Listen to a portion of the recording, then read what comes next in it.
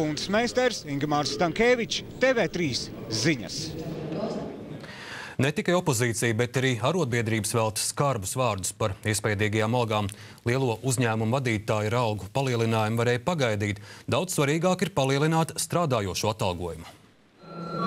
Atbalsts valdes locekļu maksimālā atalgojuma palielināšanai esot trekno gada cienīgs gājiens. Opozīcija uzsver, ka īpaši ciniska šī rīcība esot brīdī, kad sabiedrība pāršaukusi ziņu par 3 un pat 4-kāršotajām valdes locekļu algām. Viņi gaida no premjera paskaidrojumus. Valdošie pārspēja Kalniša valdības laikos iekoptu praksi. Esam sagatavojuši deputātu jautājumus ministru prezidentam Dombrovskim, lai viņš atbild par šo situāciju pēc būtības, jo rodas iespējas, ka viņš neliekas neziņas, ka uzmanīgi kritizē šo likuma projektu, bet kurš ir atbildīgs par attiecīgo ministru kabineta noteikumu pieņemšanu valdībā? Valds Dombrovskis gan norobežojas no atbildības, pie vainas esot valsts sekretāri. Tikmēr jo dienas, jo skaidrāk kļūst atalgojuma patiesie apmēri. Izrādās, ka Latvijas dzelzceļa vadītāja Uģa Magoņa alga ir nevis vairāk nekā 8000, bet gan 10 000 latu. TV3 ziņu rīcībā nonākusi informācija, ka Latvijas valsts mežu priekšsādātāja alga ir nevis 6000, kā ziņots iepriekš, bet gandrīz 9000 latu. Lai gan situācija esot dramatiska, opozīcija pagaidām neplāno pieprasīt atbildīgo ministru demisiju.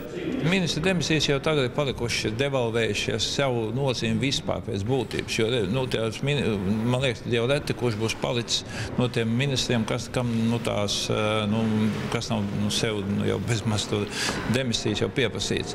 Lai gan atbalstītajā likumprojektā skaidri rakstīts, ka tas paredz valdēm algu palielinājumu, pozīcijas deputāti visiem spēkiem to noraida. Viņi ar šo balsojumu ir atvēruši likumprojektu, lai noteiktu atalgojumu griestus un novērstu valdības pieļautās kļūdas.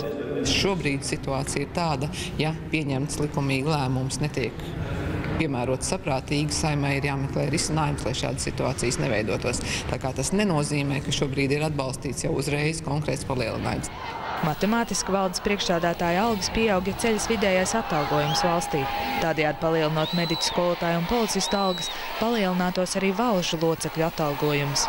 Valsts lielo uzņēmumu amatpersonas nav vienīgie cilvēki, kas ilgojas pēc darba samaksas sakārtošanas, un ka vajadzētu varbūt sākt šo sistēmu sakārtot no paša pamata, no tiem strādājošiem cilvēkiem.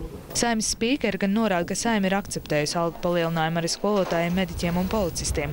Vēl gan nesot skaidrs termiņš, kad tas varētu notikt. Viņi neizslēdzot iespēju, ka pozitīvās pārmaiņas varētu rasties martā. Laura Pavlovska, Rolands Bolītis, TV3 ziņas.